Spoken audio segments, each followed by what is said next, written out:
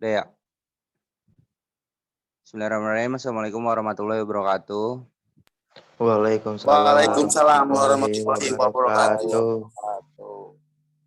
Perkenalkan, nama saya Muhammad Kawa dengan NPM 41182191180253. Di sini saya akan membacakan materi-materi tentang ilmu kesehatan. Yang pertama yaitu adalah sera.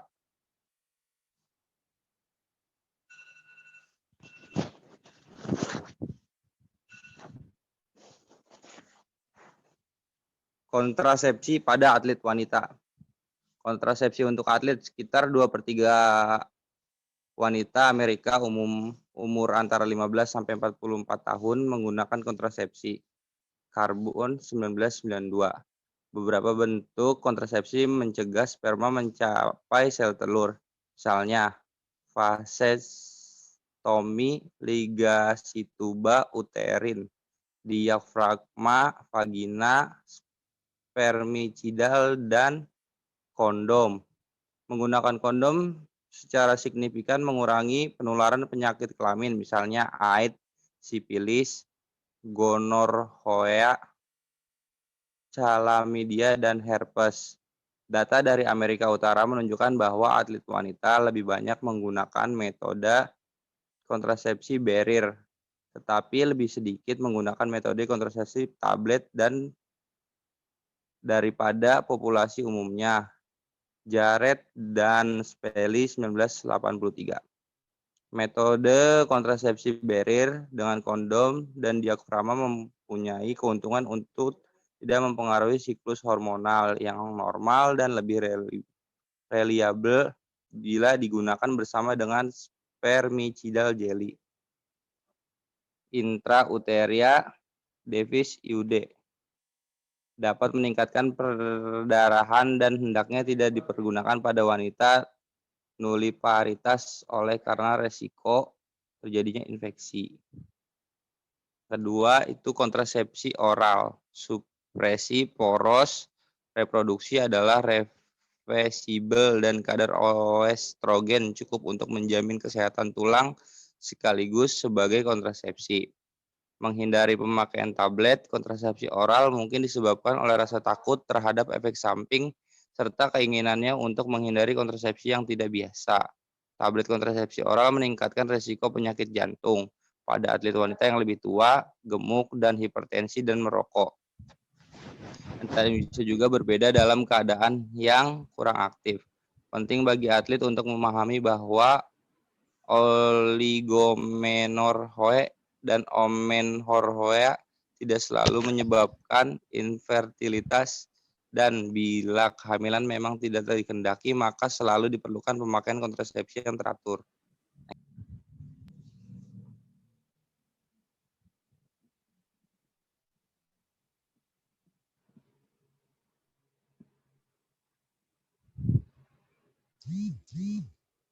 Poin yang kedua yaitu olahraga dan kehamilan. Ingrid Chiritiansen terus berlatih selama kehamilannya dan kembali berlatih penuh sebulan setelah melahirkan dan berhasil menciptakan waktu maraton dunia terbaik 8 bulan setelah kehamilan anaknya. Karbon 1992. Secara fisiologis, meningkatnya volume darah dan upaya mengatasi beban berat badannya yang terus meningkat selama kehamilan. Dalam 9 bulan dapat meningkat lebih dari 10 kg. Menjadi latihan bebannya menghasilkan manfaat jangka panjang atau pengaruh psikologis kehamilannya yang lama, yang berakhir ketika partus atau melahirkan dan beralih tugas menjadi ibu mungkin juga penting. Kontraindikasi pada kehamilan dengan resiko tinggi, karena itu tingkat kegiatan fisik wanita-wanita tersebut harus ditentukan secara individual oleh dokter kebidanannya. Kontraindikasi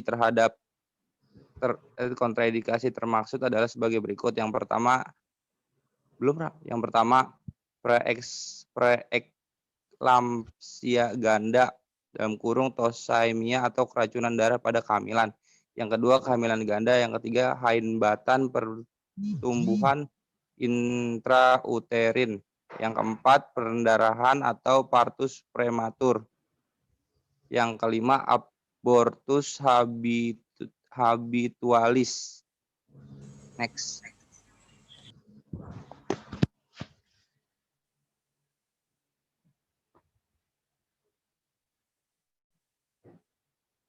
Resiko-resiko olahraga selama kehamilan. Yang pertama, trauma langsung. Yang kedua, hipertermia. Yang ketiga, berkurangnya peredaran darah uterus.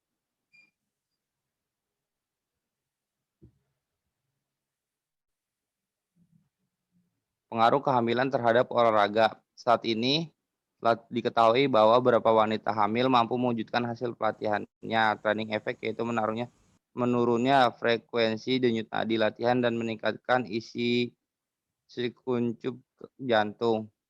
Sepanjang kehamilannya sampai ke masa postpartum, tetapi meningkatnya nadi istirahat dan hambatan terhadap aliran darah baik dalam vena cava inferior yang disebabkan oleh mengembangnya uterus pada kehamilan lanjut dan mengurangi tenaga cadangan jantung, penimbunan darah di tungkai dan menyebabkan hipotensi bila olahraga dihentikan secara tiba-tiba pada masa kehamilan lanjut. Olahraga dengan sikap telentang semakin menghambat aliran darah balik dan oleh karena itu hendaknya dihindari. Diduga meningkatnya volume darah dan akibatnya alkalosis pulmonal pada kehamilan muda itulah yang menyebabkan meningkatnya penampakan aerobik. Hal ini didukung oleh laporan persasing bahwa beberapa atlet sengaja menjadikan hamil untuk meningkatkan penampilan olahraganya.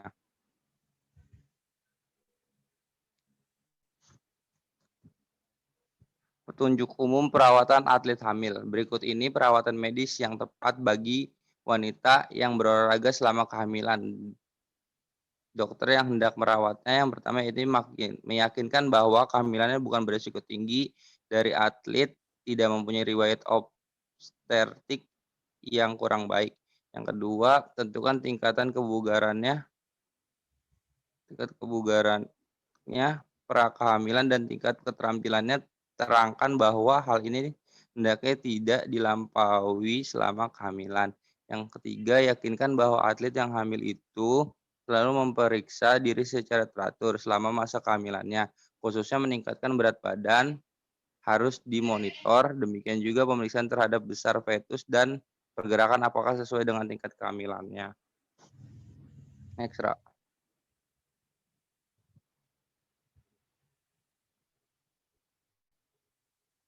Petunjuk umum perawatan atlet hamil. Atlet hamil hendaknya dinasihati untuk yang pertama menghindari olahraga sampai exhaustion. Yang kedua, hindari olahraga di tempat panas khususnya di masa kehamilan. Yang ketiga, minum cukup banyak air.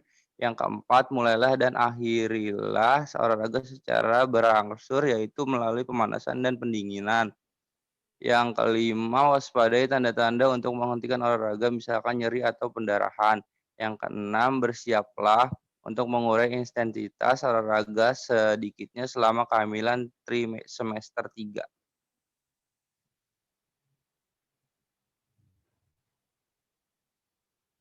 Poin yang ketiga yaitu perkembangan seks abnormal. Hubungan seks yang abnormal dapat dipahami sebagai hubungan seks yang menyimpang dari wajar, baik dalam cara maupun pasangan seksualnya. Sebagai ahli berpendapatan bahwa kelainan hubungan seks atau perilaku seks ini terjadi karena disebabkan oleh trauma masa kecil, seperti pelecehan seksual. Tapi ada juga yang berpendapatan bahwa kondisi tersebut disebabkan oleh kelainan saraf di otak. Next.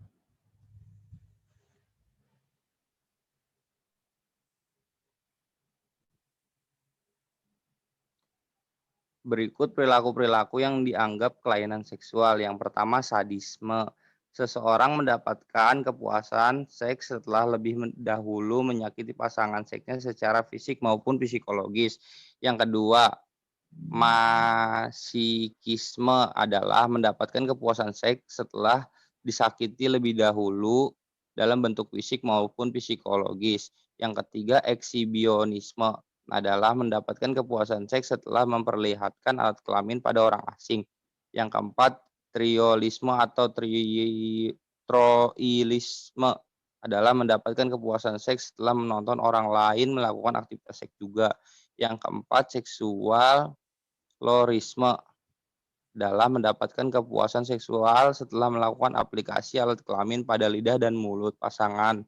Cara seks abnormal ini dapat dibedakan menjadi dua, yaitu felsio, yaitu stimulus penis dengan mulut, lidah, dan bibir. Yang kedua, cunnilingus, yaitu stimulus vagina dengan mulut dan bibir serta lidah. Next, Ra.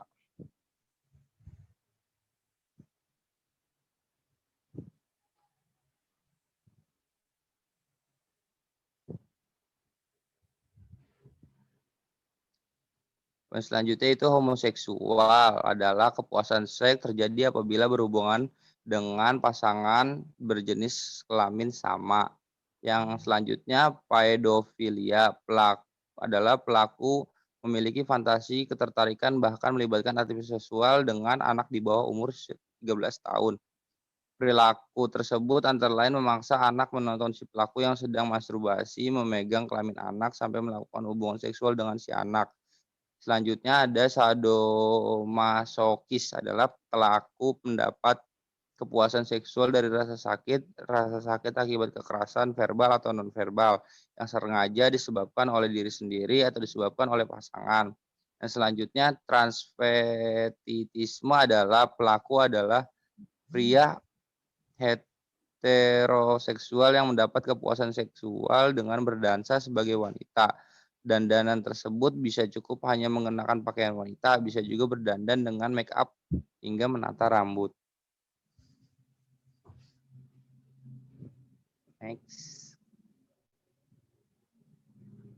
Next, Ra. Lagi, Ra. Iya, mungkin sekian dari saya presentasinya. Bila ada kesalahan, mohon maaf. Wabillahi taufiq wal hidayah. Wassalamualaikum warahmatullahi wabarakatuh.